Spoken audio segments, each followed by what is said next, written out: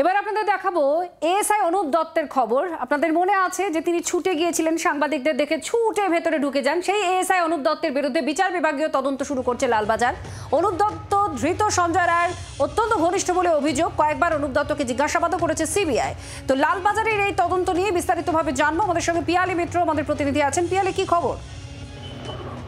দেখো, একেবারেই লালবাজারের তরফ থেকে বিভাগীয় তদন্ত শুরু করা হয়েছে অনুপ দত্তের বিরুদ্ধে। তুমি জানো যে কলকাতা পুলিশের এএসআই এবং কলকাতা যে পুলিশের যে ওয়েলফেয়ার অ্যাসোসিয়েশন রয়েছে তারও সদস্য, এবং যেটা অভিযোগ, এই অনুপ দত্তের ছত্রছায়াতে অভিযুক্ত সঞ্জয় রায়ের যাবতীয় বাড়বাড়ন্ত ছিল। সঞ্জয় রায়কে ব্যারাকে থাকার বন্দোবস্ত করে দেওয়া থেকে তার যে বাইক সেগুলো পাইয়ে দেওয়া এবং হাসপাতালে বিভিন্ন সময় যে যাতায়াত, এই সমস্ত কিছুর ক্ষেত্রে এই সঞ্জয় রায়ের যে সমস্ত একেবারে কীর্তি ধরা পড়েছিল, তার যে বাড়বাড়ন্ত ছবি ধরা পড়েছিল, একজন সিভিক ভলেন্টিয়ার হওয়ার সত্ত্বেও যে ধরনের সুযোগ সুবিধা পেত সেগুলো এই অনুপ দত্ত কিন্তু করে দিচ্ছেন বলে অভিযোগ। এবং এছাড়াও আরো বেশ কিছু অভিযোগ কলকাতা পুলিশের কাছে আসছে। এরপরেই কলকাতা পুলিশের তরফ থেকে অনুপ দত্তের বিরুদ্ধে ডিপার্টমেন্টাল এনকোয়ারি শুরু হয়েছে।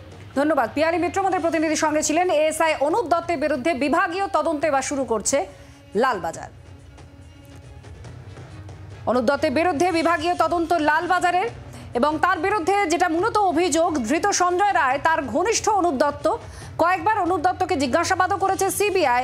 এবার লালবাজারও কড়া পদক্ষেপ নিল। অনুপ দত্তের বিরুদ্ধে বিভাগীয় তদন্ত, ডিপার্টমেন্টাল এনকোয়ারি হবে লালবাজারের তরফ থেকে।